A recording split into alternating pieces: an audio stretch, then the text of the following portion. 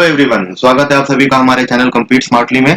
तो दोस्तों, इस लेक्चर में हम लोग अपने 5Q सीरीज को कंटिन्यू रखेंगे। तो चलिए शुरू करते हैं। देखिए, हमारा पहला क्वेश्चन यहाँ पे क्या बोल रहा है। तो पहला क्वेश्चन बोल रहा है कि विच of the following pair is not correctly matched.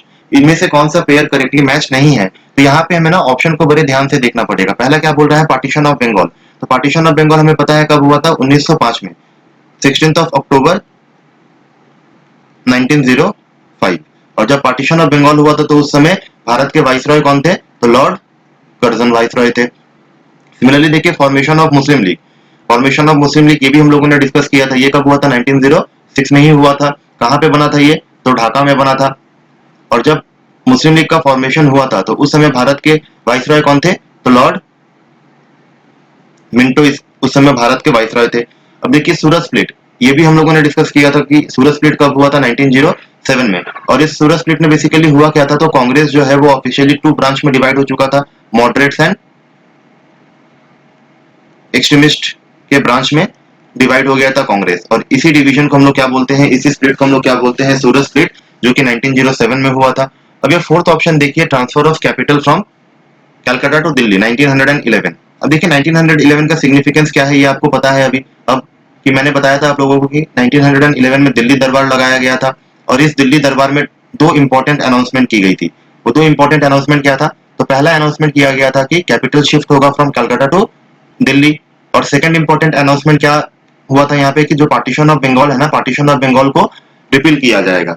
देखिए, अनाउंसमेंट हुआ था 1911 में, लेकिन जो एक्चुअली में ट्रांसफर हुआ था ना capital from Calcutta to Delhi, ये हुआ था 1912 में। अनाउंस कब किया गया था, 1911 में, कि हम क्या करेंगे, कैपिटल को शिफ्ट करेंगे from Calcutta to Delhi. But actually में ये शिफ्टिंग कब हुआ था, या ट्रांसफर कब हुआ था, तो 1912 में हुआ था। तो इस क्वेश्चन का सही आंसर क्या हो जाएगा, हमारा answer number D, because this option number D is not correctly matched. तो आई होप आपको ये क्वेश्चन समझ में आया होगा। तो चलिए हम अपने अगले क्वेश्चन की तरफ बढ़ते हैं। तो देखिए, हमारा अगला क्वेश्चन क्या बोल रहा है कि in which of the following movement did Mahatma Gandhi make the first use of hunger strike as a weapon. तो यहाँ पे देखिए, हमें ना बेसिकली गांधी जी के बारे में थोड़ा जानना पड़ेगा। तो 9 जनवरी 1915 को क्या हुआ था, गांधी जी साउथ अफ्रीका से रिटर्न इंडिया आए थे। और इंडिया आने के बाद गांधी जी ने एक स्टेटमेंट दिया था कि हम आने वाले 1 साल तक हम कोई भी मूवमेंट में पार्टिसिपेट नहीं करेंगे। और ये 1 साल हम क्या करेंगे, तो ये 1 साल हम भारत का एक्सटेंसिव टूर करेंगे, भारत का भ्रमण करेंगे, भारत के गांव वाले एरिया में जाएंगे और वहां के लोकल इश्यूज को समझने की कोशिश करेंगे। और उसके बाद ही हम कोई मूवमेंट शुरू करेंगे इंडिया में। और इसी एक्सटेंसिव टूर की वजह से क्या हुआ ना, कि गांधी जी ने भारत में 3 इनिशियल सत्याग्रह किए। 3 सत्याग्रह गांधी जी ने लॉन्च किया था। अब ये 3 सत्याग्रह कौन कौन सा है वो हम लोग देखने की कोशिश करते हैं। ठीक है, तो जो सबसे पहला सत्याग्रह हुआ था ना, वो हुआ था आपका 1917 में, 1917 में सबसे पहला सत्याग्रह हुआ था। और इस सत्याग्रह को हम लोग बोलते हैं चंपारण सत्याग्रह। चंपारण सत्याग्रह। देखिए, सत्याग्रह का मतलब क्या होता है, तो सत्याग्रह का मतलब होता है बेसिकली सत्य के रास्ते पे चलना, उसी को हम लोग बोलते हैं सत्याग्रह। अब ये चंपारण सत्याग्रह में इशू क्या था, तो यहाँ पे issue was of Indigo, Indigo cultivation का इशू था यहाँ पे। और आपको इस चंपारण सत्याग्रह से याद क्या रखना है कि इस चंपारण सत्याग्रह में ना गांधी जी ने सबसे पहली बार सिविल डिसोबीडियंस का इस्तेमाल किया था, सिविल डिसोबीडियंस का इस्तेमाल किया था। तो अगर क्वेश्चन पूछे कि गांधी जी ने किस सत्याग्रह में सबसे पहली बार सिविल डिसोबीडियंस का इस्तेमाल किया था, तो आंसर क्या हो जाएगा हमारा, चंपारण सत्याग्रह। इसके बाद जो दूसरा सत्याग्रह गांधी जी ने किया था ना, वो 1918 में किया था। 1918 में हुआ था हमारा अहमदाबाद मिल स्ट्राइक। अब देखिए, ये अहमदाबाद मिल स्ट्राइक बेसिकली इसका इशू क्या था, तो इसका इशू था हमारा प्लेग बोनस का। प्लेग बोनस प्लस वर्कर्स लोग डिमांड कर रहे थे कि उनके सैलरी में हाइक होनी चाहिए, सैलरी इंक्रीज करने की भी डिमांड कर रहे थे। अब देखिए, प्लेग एक तरह का बीमारी होता है। ओके, तो वहां पे अहमदाबाद मिल के जितने भी ओनर्स थे ना, उन लोगों ने डिसाइड किया कि वो लोग प्लेग बोनस को विड्रॉ करेंगे। मतलब वर्कर्स को जो भी प्लेग बोनस मिल रहा था, अब से उनको नहीं मिलेगा। मोर ओवर देखिए, 1918 ये वही समय है ना जब हमारा फर्स्ट वर्ल्ड वॉर खत्म होता है। और फर्स्ट वर्ल्ड वॉर की वजह से क्या होता है ना, इसका इम्पैक्ट इंडिया में देखने को मिलता है। बेसिकली इंडिया में ना इन्फ्लेशन बहुत ज्यादा हो जाता है। मोर ओवर जितने भी फूड क्रॉप्स है, इन सब चीजों का दाम बहुत ज्यादा इंक्रीज हो जाता है। अब सिंस इन्फ्लेशन बहुत ज्यादा बढ़ चुका है, तो इसीलिए वर्कर क्या डिमांड कर रहे थे कि हमारी सैलरी में हाइक होनी चाहिए, और कितनी हाइक होनी चाहिए, लगभग 35% की हाइक कर दो आप। ओके, अब देखिए ये जो पूरा इशू था यहाँ पे ना, ये कोई यहाँ पे आपको ये चीज समझना पड़ेगा कि this issue was basically between the mill owners, जो मिल के मालिक थे, प्लस इनके ऑपोजिट में कौन था, तो मिल के वर्कर्स लोग थे। और इसी अहमदाबाद मिल स्ट्राइक में ना गांधी जी ने सबसे पहली बार क्या किया था, हंगर स्ट्राइक किया था। ओके, तो सबसे पहला बार सिविल डिसोबीडियंस किस सत्याग्रह में हुआ था, तो चंपारण सत्याग्रह में। सबसे पहली बार हंगर स्ट्राइक कहाँ पे यूज हो, गांधी जी ने यूज किया था, तो वो हमारा अहमदाबाद मिल स्ट्राइक था। सिमिलरली जो लास्ट सत्याग्रह गांधी जी ने किया था वो भी 1918 में हुआ था, और उस सत्याग्रह को हम लोग बोलते हैं खेड़ा सत्याग्रह। खेड़ा सत्याग्रह। अब देखिए ये खेड़ा सत्याग्रह का इशू क्या था, तो यहाँ पे issue was a crop failure. अगर आप लोगों ने लगान मूवी देखा है ना, तो आप लगान मूवी को इस खेड़ा सत्याग्रह से रिलेट कर सकते हो। लगान मूवी में भी इशू क्या था, क्रॉप फेलियर का इशू था। मतलब बारिश नहीं हो रही थी, जिसकी वजह से किसान क्रॉप नहीं उगा पा रहे थे, एंड एज अ रिजल्ट किसान लगान या टैक्स नहीं दे पा रहे थे। तो सेम इशू भी हमारा खेड़ा सत्याग्रह में भी था।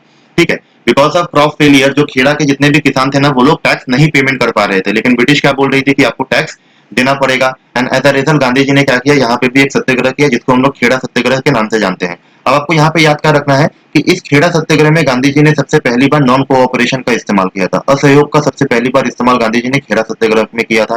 ठीक है, तो ये तीन चीजें हमें यहाँ से याद रखनी है। चंपारण सत्याग्रह इशू क्या था, इंडिगो का, और पहली बार civil disobedience. Ahmedabad mill strike issue क्या था, प्लेग बोनस और सैलरी हाइक का, और सबसे पहली बार हंगर स्ट्राइक गांधी जी ने अहमदाबाद मिल स्ट्राइक में ही किया था। और लास्ट सत्याग्रह इस खेड़ा सत्याग्रह, जहाँ पे issue was of crop failure, और गांधी जी ने सबसे पहली बार यहाँ पे नॉन कोऑपरेशन का यूज किया था। अब अगर आप क्वेश्चन की तरफ बढ़ो, तो यहाँ पे आंसर क्या हो जाएगा हमारा, तो answer will be Ahmedabad mill strike. यहीं पे गांधी जी ने सबसे पहली बार हंगर स्ट्राइक किया था। तो चलिए अब अपने अगले क्वेश्चन की तरफ बढ़ते हैं। तो देखिए हमारा अगला क्वेश्चन क्या बोल रहा है कि who defended Aurobindo Ghosh in the Alipur bomb case. Alipur bomb case में औरबिंदो घोष को किसने डिफेंड किया था। तो सबसे पहले आपको पता होना चाहिए कि ये अलीपुर बॉम्ब केस है क्या। तो देखिए लास्ट लेक्चर में ना मैंने एक छोटा सा कंसेप्ट आप लोगों को इंट्रोड्यूस करवाया था, दैट इज रेवोल्यूशनरी नेशनलिज्म। और मैंने क्या बोला था कि ये जो रेवोल्यूशनरी नेशनलिज्म है, ये दो फेज में बटा हुआ है, revolutionary nationalism phase one and revolutionary nationalism phase two. तो ये जो अलीपुर बॉम्ब कॉन्स्पिरेसी केस है ना, तो ये basically revolutionary nationalism phase one के अंदर में आपको पढ़ना पड़ता है। अब देखिए यहाँ पे आपको क्या याद रखना है ना, ये जो पहला फेज है ना रेवोल्यूशनरी नेशनलिज्म का, यहाँ पे जितने भी क्रांतिकारी लोग थे, they use to believe in the ideology of individual heroism. यहाँ पे जितने भी क्रांतिकारी लोग थे, वो इंडिविजुअल हीरोइज्म के आइडियोलॉजी पे विश्वास रखते हैं। अब ये इंडिविजुअल हीरोइज्म का मतलब क्या है, तो इनका ये मानना था ना कि ये भारत देश हमारा है, ये कंट्री हमारा है, और इसको आजाद करने के लिए हमें किसी की भी जरूरत नहीं है, हमें मास मूवमेंट की भी जरूरत नहीं है, हम अकेले ही काफी है, हम पिस्टल और बॉम्ब की मदद से हम अपने देश को आजाद करा सकते हैं। अब देखिए इसी रेवोल्यूशनरी नेशनलिज्म के अंडर में आपको पता होना चाहिए कि जो सबसे पहला रेवोल्यूशनरी ऑर्गेनाइजेशन यहाँ पे बनाया गया था, वो हमारे बंगाल में बनाया गया था। ठीक है, सबसे पहला रेवोल्यूशनरी ऑर्गेनाइजेशन ये कहाँ पे बनाया गया था, तो बंगाल में। कब, तो 1902 में। तो 1902 में क्या हुआ था, बंगाल में सबसे पहला रेवोल्यूशनरी ऑर्गेनाइजेशन बनाया गया था। अगर आपको एग्जैक्ट लोकेशन जानना है तो ये मिदनापुर में बनाया गया था। ठीक है, अब देखिए इसी रेवोल्यूशनरी ऑर्गेनाइजेशन से इंस्पायर होके 1902 में ही क्या हुआ, कलकत्ता में एक समिति बनाई गई, जिस समिति को हम लोग अनुशीलन समिति के नाम से भी जानते हैं। अनुशीलन समिति के नाम से भी जानते हैं। और ये बना कहाँ था, तो ये कलकत्ता में बना था। देखिए एग्जामिनर कभी कभी आपसे क्वेश्चन पूछता है कि who was the founder of Anushilan Samiti. तो आपको पता होना चाहिए कि अनुशीलन समिति जो कलकत्ता में बना था ना, उसके फाउंडर थे प्रमथानाथ मित्तर। प्रमथानाथ मित्तर। तो ये क्या थे, ये हमारे फाउंडर थे अनुशीलन समिति के। बट इनके साथ आपको दो तीन नाम और याद रखना है। तो फाउंडर थे हमारे प्रमथानाथ मित्तर, इनके साथ आपको नाम किनका याद रखना है, तो जतींद्र नाथ बैनर्जी,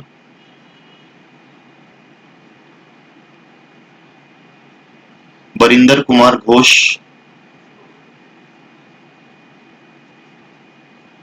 एंड भूपेंद्र नाथ दत्त। भूपेंद्र नाथ दत्त 1902 अनुशीलन समिति कहाँ बना था? कलकत्ता में। फाउंडर कौन थे? प्रमथानाथ मित्तर, और इनके साथ ये 3 लोग भी इस ऑर्गेनाइजेशन के साथ थे। ओके, अब देखिए इसी अनुशीलन समिति का एक ब्रांच आपको ढाका में भी देखने को मिलेगा, और ये जो ढाका में ब्रांच बना था ना वो 1905 में बना था, अनुशीलन समिति ऑफ ढाका।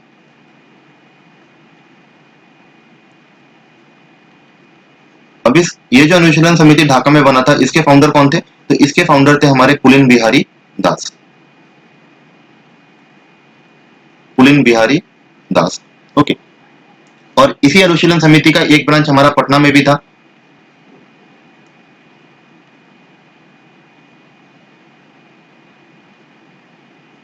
और इस पटना वाले ब्रांच के फाउंडर कौन थे? तो इस पटना वाले ब्रांच के फाउंडर थे हमारे सचिन सान्याल। सचिन सान्याल। ओके, अब देखिए ये जो अनुशीलन समिति है ना, इसी अनुशीलन समिति के बैनर के अंडर में बंगाल में जो पहला रेवोल्यूशनरी एक्टिविटी होता है उसको हम लोग बोलते हैं Alipur bomb conspiracy case. Alipur bomb conspiracy case. अब ये अलीपुर बॉम्ब कॉन्स्पिरेसी केस है क्या? तो आपने जरूर प्रफुल्ल चाकी एंड खुदीराम बोस का नाम सुना होगा। प्रफुल्ल चाकी एंड खुदीराम बोस, तो इन दोनों ने मिलकर क्या किया था? This two people decided to kill the जज ऑफ मुजफ्फरपुर। मुजफ्फरपुर के जज को मारने का प्लान बनाया था, जिनका नाम था किंग्सफोर्ड। ओके, तो इन लोगों ने क्या किया था कि जो मुजफ्फरपुर के जज थे किंग्सफोर्ड, वो एक दिन अपने पालकी में बैठ के जा रहे थे, और प्रफुल्ल चाकी एंड खुदीराम बोस दोनों ने मिलकर क्या किया? उस पालकी के ऊपर बॉम्ब फेंक दिया। बट हुआ क्या था ना कि उस पालकी में एक्चुअली में किंग्सफोर्ड नहीं थे, 2 ब्रिटिश लेडी थी, और उस बॉम्ब की वजह से वो दो ब्रिटिश लेडी मर गई, जिसमें खुदीराम बोस को क्या होता है? फांसी की सजा हो जाती है। तो इस पूरे इंसिडेंट को हम लोग क्या बोलते हैं? Alipur bomb conspiracy case. अब देखिए इसी अलीपुर बॉम्ब कॉन्स्पिरेसी केस में क्या हुआ था? अरविंदो घोष को जेल हो गया था। अरविंदो घोष को क्या हो गया था? जेल हो गया था। अब जब अरविंदो घोष को जेल हुआ ना, तो आपको यहाँ पे याद रखना है कि इनके जो लॉयर थे, जो इनके वकील थे इस पूरे केस में, उनका नाम था CR Das, Chitranjan Das. Chitranjan Das.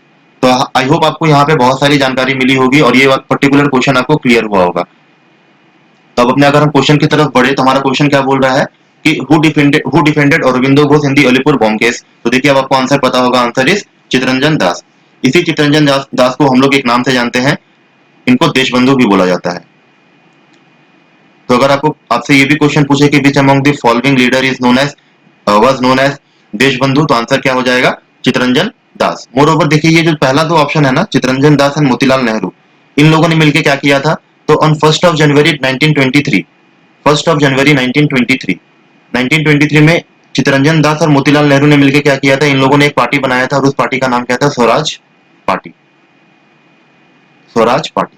Okay, I hope ये क्वेश्चन आपको समझ में आया होगा। तो चलिए हम अपने अगले क्वेश्चन की तरफ बढ़ते हैं। तो देखिए हमारा अगला क्वेश्चन क्या बोल रहा है कि हु हैड फाउंडेड द अनुशीलन समिति इन कोलकाता? अनुशीलन समिति कोलकाता में किसने बनाया था? जिसका आंसर क्या हो जाएगा? प्रमोथानाथ मित्तर। पुलिन बिहारी दास कहाँ पे? तो ढाका में। और सचिन सान्याल कहाँ पे होगा? ये पटना में।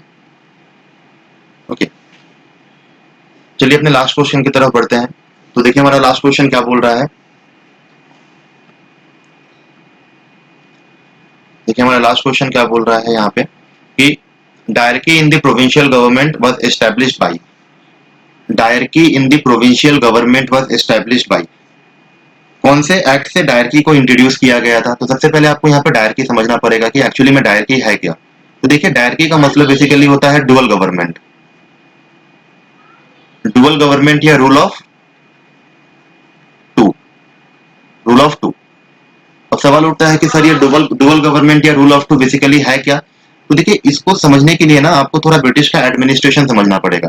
तो देखिए ब्रिटिश का जो पूरा एडमिनिस्ट्रेशन है ना, वो 2 हिस्सों में बटा हुआ था। एक होता था हमारा सेंट्रल लेजिस्लेचर, सेंट्रल लेजिस्लेचर, और दूसरा हिस्सा क्या था यहाँ पे? हमारा प्रोविंशियल लेजिस्लेचर। देखिए सेंट्रल लेजिस्लेचर का काम क्या था? तो सेंटर मतलब नेशन वाइज, मतलब पूरे कंट्री के लिए अगर कोई लॉ बनाएगा तो वो सेंट्रल लेजिस्लेचर बनाएगा, और प्रोविंस यानी कि स्टेट के लिए अगर कोई लॉ बनाएगा तो वो कौन बनाएगा? हमारा प्रोविंशियल लेजिस्लेचर। अब आपको अगर आपको पूरा थोड़ा और हिस्ट्री, मतलब इस पर्टिकुलर चीज से रिलेटेड अगर आपको थोड़ा और हिस्ट्री जानना है ना, तो हमें थोड़ा और पीछे चलना पड़ेगा।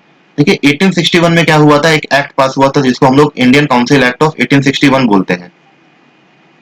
Indian council act of 1861। अब इस एक्ट के तहत क्या बोला गया था कि ये जो प्रोविंशियल लेजिस्लेचर है ना, ये प्रोविंशियल लेजिस्लेचर को अधिकार दिया जाता है कि ये अब लॉ बना सकते हैं, ये अब कानून बना सकते हैं। ये बोल दिया गया था 1861 के एक्ट में।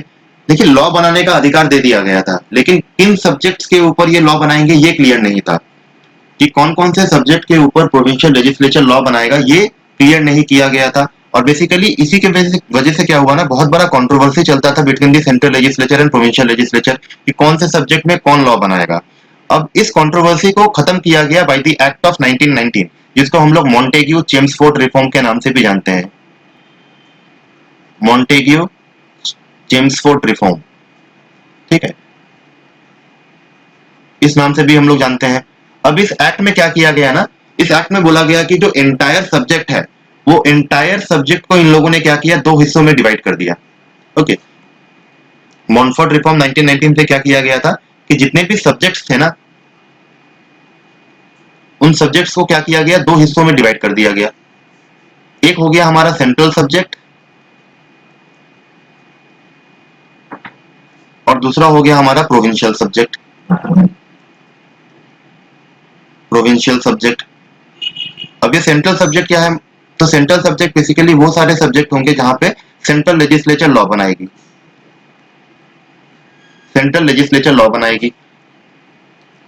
फॉर एग्जांपल जैसे डिफेंस हो गया, तो इन सब एरिया पे कौन लॉ बनाएगा, सेंट्रल लेजिस्लेचर लॉ बनाएगा।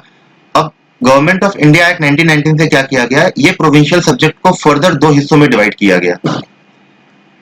एक को बोला गया ट्रांसफर्ड सब्जेक्ट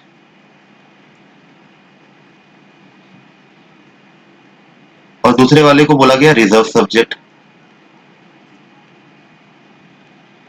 अब देखिए, ये जो रिजर्व सब्जेक्ट है ना, इस रिजर्व सब्जेक्ट के ऊपर लॉ कौन बनाएगा, कानून कौन बनाएगा, तो यहां पे कानून बनाएंगे गवर्नर जनरल